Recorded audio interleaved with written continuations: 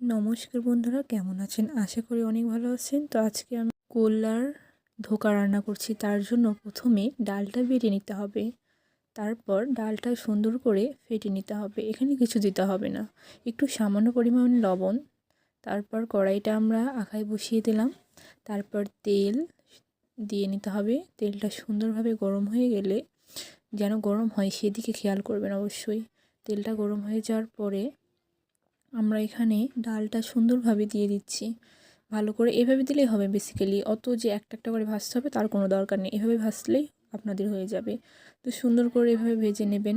ভেজে নেওয়ার পরে বড়াটা সুন্দর করে ভেজে নেবেন। অনেকে তো কল্লা খেতে চায় না খালি মুখে, তো এটা যদি আপনি দিয়ে ট্রাই করেন অবশ্যই অনেক খেতে লোভনীয় হবে, অতটা তিতো আপনাদের কাছে লাগবে না।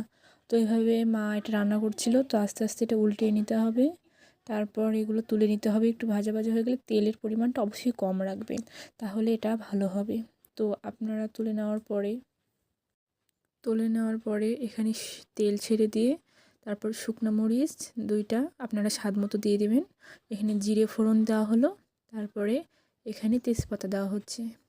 তো এগুলো ভালো করে ভাজা হয়ে গেলে কল্লা কুচি কুচি করে কেটে রাখা ওগুলো দিয়ে দিতে হবে কড়াইতে, এবং দিয়ে সুন্দর করে নেড়েচেড়ে একটুক্ষণ ভেজে নিতে হবে, যাতে কল্লার তিতোটা চলে যায়। যদি আপনারা এভাবে রান্না করেন তাহলে অনেকটাই খেতে ভালো লাগবে, কারণ এভাবে খেলে কোনো তিতো